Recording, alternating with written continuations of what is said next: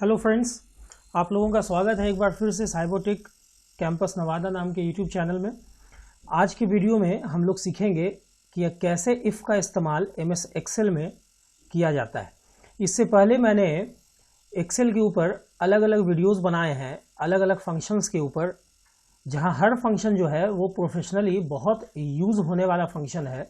If function में भी जो है उनमें से एक फंक्शन है, तो इसका इस्तेमाल बहुत सारे ऑर्गेनाइजेशन में प्रोफेशनल तरीके से होता है। तो इसको अच्छी तरह से समझने के लिए इस वीडियो के शुरू से अंत तक बने रहें और किसी भी पार्ट को स्किप ना करें, बहुत ध्यान से देखें। जो लोग चैनल से अभी जुड़े हैं वो लोग सब्सक्राइब करना ना भूलें, ताकि जो भी नेक्स्ट वीडियोस है उसका नोटिफिकेशन उन लोगों के पास आसानी से पहुंच जाए।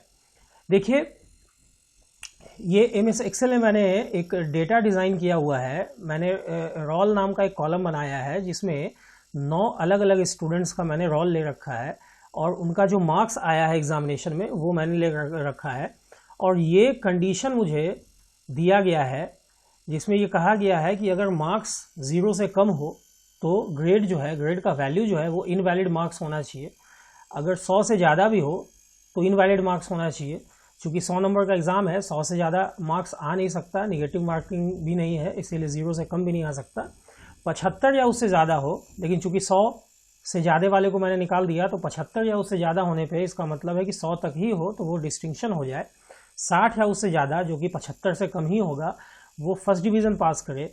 45 या उससे ज़्यादा जो 60 से कम होगा वो सेकेंड डिवीज़न, और 30 या उससे ज़्यादा जो कि 45 से कम होगा वो थर्ड डिवीज़न, और 0 या उससे ज़्यादा जो कि 30 से कम होगा वो फेल हो जाए। तो आइए सीखते हैं कि कैसे इसको यहाँ एमएस एक्सेल में आप लोग लिख पाएंगे। बहुत ध्यान से वीडियो को देखेंगे, शुरू से अंत तक बने रहेंगे, किसी भी पार्ट को स्किप नहीं करना है, ताकि मेरा जो मेहनत है वो आप लोगों तक सही ढंग से पहुँच सके। देखिए, यहाँ पे हम लोग इक्वल के बाद इफ़ लिखेंगे। मार्क्स जो है वो C2 के लिए जो मार्क्स है, C2 में जिस स्टूडेंट का ग्रेड आएगा उसका मार्क्स B2 में रखा हुआ है। तो मैं लिख देता हूं कि अगर B2 का वैल्यू कम हो 0 से तो ऐसा करो कि इनवैलिड मार्क्स रख दो। ये पहले कंडीशन को मैंने ओके कर दिया, ये पहला कंडीशन मैंने ओके किया। तो अब देखिए, ऐसा लिखने से क्या हुआ, ये आपका ये कंडीशन लिखा गया ओके। मैं पार्ट बाय पार्ट जैसे जैसे काम करते जाऊंगा, यहाँ पे उस चीज़ को मैं डिनोट करते जाऊंगा जिस पार्ट को मैंने लिख दिया।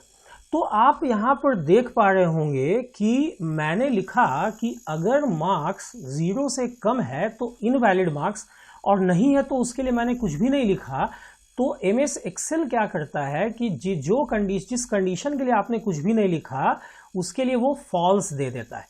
अब मैं इसको फिल हैंडल से नीचे की तरफ ड्रैग कर देता हूं, तो आप देखेंगे कि जहां जहां मार्क्स 0 से कम है, एक ही जगह फिलहाल है, आप प्रैक्टिकली इसको 2-3 जगह भी रख सकते हैं, वहां तो इनवैलिड मार्क्स आ गया। लेकिन जहां पे मैंने कंडीशन नहीं लिखा वहां पे बाय डिफॉल्ट इसने फॉल्स ले लिया।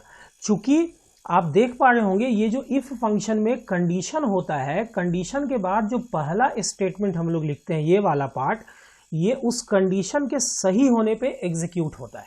जैसा कि आप नीचे देख भी पा रहे हैं, ये जो सेकेंड पार्ट है ये तब एग्जीक्यूट होता है, जो मैंने नहीं लिखा, कॉमा के बाद लिखना था, वो तब एग्जीक्यूट होता है जब वो दिया गया कंडीशन फॉल्स हो।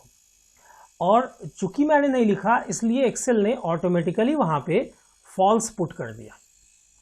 ठीक है, तो ये एक चीज हो गई कि अगर जो कंडीशन है वो मैंने लिखा और उसके लिए ट्रू होने के सेंस में जो भी एग्जीक्यूशन होना था वो पार्ट मैंने लिख दिया, और अगर फॉल्स पार्ट मैंने नहीं लिखा तो एक्सेल ऑटोमेटिकली वहां पे फॉल्स लाके रख देता है।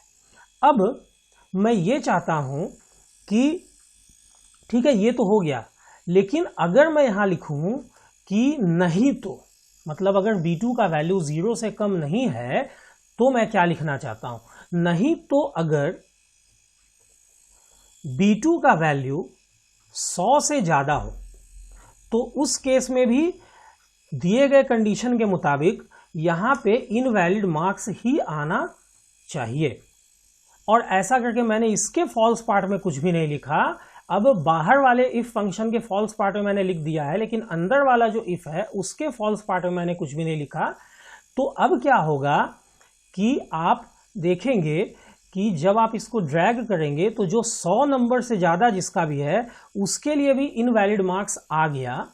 मतलब मैंने ये पार्ट भी लिख दिया, ये पार्ट भी कंप्लीट हो गया, लेकिन बाकियों के साथ क्या हुआ, तो बाकी के जगह पे फॉल्स आ रहा है, चूंकि वो जो है वो अंदर वाले इफ के फॉल्स पार्ट में आ रहा है। तो अब मैं क्या करता हूं, यहां से मैं कंडीशनल फॉर्मेटिंग लगा देता हूं अपने हिसाब से यहां पे कि अगर सेल का वैल्यू इक्वल हो इनवैलिड मार्क्स के तो इसका कलर चेंज कर दो, यहाँ पे इसको बोल्ड कर दो, इसका कलर जो है सपोज मैं यहाँ दे देता हूँ कि डार्क ब्लू कर दो। ओके, तो आप ये देख पाएंगे कि देखिए ये जो है जो इनवैलिड मार्क्स है उसका कलर जैसा मैंने फॉर्मेट सेट किया उस हिसाब से चेंज हो गया। अब आपके सामने फिर कंडीशन बचती है कि अगर 75 या उससे ज़्यादा है तो डिस्टिंक्शन होना चाहिए। तो अब आपको यहाँ पे लिखना होगा ये अंदर वाले इफ फंक्शन में के फॉल्स पार्ट में कि नहीं तो अगर B2 का वैल्यू ज़्यादा या बराबर हो 75 के तो ऐसा करो कि उन लोगों के लिए, उन स्टूडेंट्स के लिए डिस्टिंक्शन वैल्यू रख दो। और मैं इसके फॉल्स पार्ट में अब कुछ भी नहीं लिख रहा हूं, तो बाकी जो बचे हुए कंडीशंस होंगे उनमें फॉल्स आएगा। आप देख सकते हैं जब मैं इसको कॉपी करूंगा फिल हैंडल से नीचे के तरफ तो आप पाएंगे कि ये पार्ट तो आपका ओके हो गया डिस्टिंक्शन वाला। देखिए जिसने डिस्टिंक्शन लाया था वो उसके जगह पर डिस्टिंक्शन आ गया, लेकिन बाकी जगहों पर फॉल्स आया है। वो इस वजह से आया है कि मैंने बाकियों के लिए कंडीशन लिखा ही नहीं। तो ऐसे 1 बाय 1 बढ़ने से इफ को बहुत ही आसानी से समझा जा सकता है। अब चलिए फिर इसके फॉल्स पार्ट को मैंने छोड़ दिया था, अब मैं यहां लिखता हूं कि अगर B2 का वैल्यू ज़्यादा या बराबर हो 60 से तो क्या करना है भाई, तो उसके लिए फर्स्ट लिख देना है।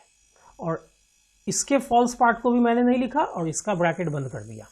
तो अब आप पाएंगे कि जब आप इसको फिल करते हैं नीचे के तरफ तो अब जो स्टूडेंट फर्स्ट डिवीज़न का मार्क्स लेके आया है उसके जगह पर फर्स्ट डिवीज़न तो आ गया, लेकिन बाकी जगहों पर नहीं आया चूंकि मैंने उसके फॉल्स पार्ट में कुछ भी नहीं लिखा है।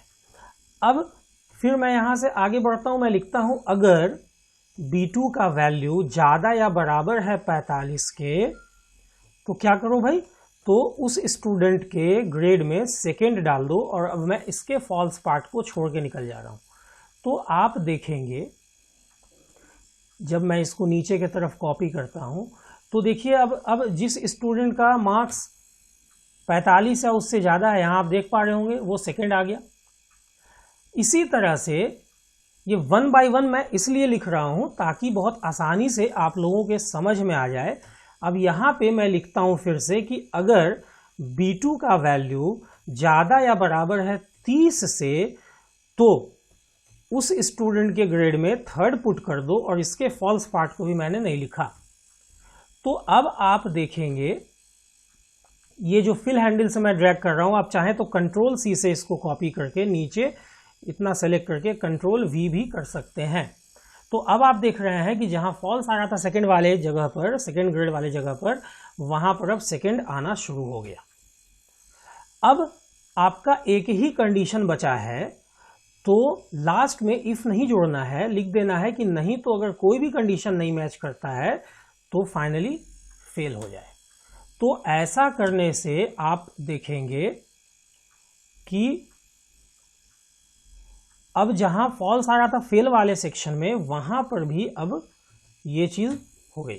देखिए अब उसके जगह पे फेल आ रहा है। अब आप क्या करेंगे, देखिए ये कंडीशन जो आपने लिखा है अगर आप इसको नीचे के तरफ कुछ और सेल्स में भी रख देते हैं तो यहाँ पर ब्लैंक, यहाँ पे मार्क्स नहीं फीड किया हुआ है तो जो ब्लैंक सेल्स होता है उनका वैल्यू 0 मान लिया जाता है। एक्सेल ऐसा मानता है कि ब्लैंक सेल का वैल्यू 0 होगा तो 0 जो है वो greater than 0 and less than 30 के सेक्शन में, इसीलिए सभी जगहों पर आपका फेल आ जा रहा है। लेकिन अगर आपने एक बार फार्मूला लिख के ऐसे कॉपी कर दिया है तो घबराने की ज़रूरत नहीं है। आप जो है सिर्फ आपको वैल्यू फीड करना है। देखिए मैंने रोल जो है कुछ पढ़ा दिया और अब मैं जैसा भी मेरे पास मार्क्स आ रहा है मैं उसको फील करता जा रहा हूं और आप देख रहे होंगे कि वो ऑटोमेटिकली उसका ग्रेड कैलकुलेट हो जा रहा है। ठीक है, अब मैं यहां से इस पे फिर से मैं कुछ कंडीशन लगाता हूं वैल्यू को हाईलाइट करने के लिए। अगर सेल का वैल्यू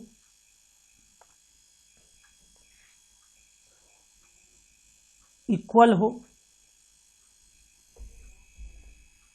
इनवैलिड मार्क्स के लिए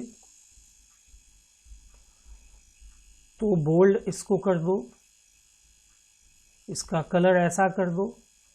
ओके ओके, ये फिर से जो है आपका इनवैलिड वाला सेक्शन अलग हो गया। ऐसा ऑर्गेनाइजेशन में ऐसा आता है सिचुएशन कि कुछ चीज़ों को आपको हाईलाइट करना पड़ता है, तो आप आसानी से ऐसे इसको हाईलाइट कर सकते हैं। तो ये आपका कंडीशन है। आप लोग जब प्रैक्टिकल करेंगे तो इस कंडीशन को, जो भी आपके ऑर्गेनाइजेशन में कंडीशन आपको मिलेगा, आप उसको साइड में कहीं पे लिख लेंगे और उसके बाद डाटा को तैयार करके बहुत ही आसानी से आप इफ़ का इस्तेमाल करके इस ढंग से वैल्यू को निकाल सकते हैं कंडीशन के मुताबिक, और वैल्यू को इस ढंग से फिल्टर आउट कर सकते हैं कैलकुलेशन के साथ। तो उम्मीद है कि आप लोगों को ये वीडियो पसंद आई होगी। बहुत सारे एक्सेल के वीडियोस हैं, आपको नीचे डिस्क्रिप्शन बॉक्स में उनका लिंक मिल जाएगा।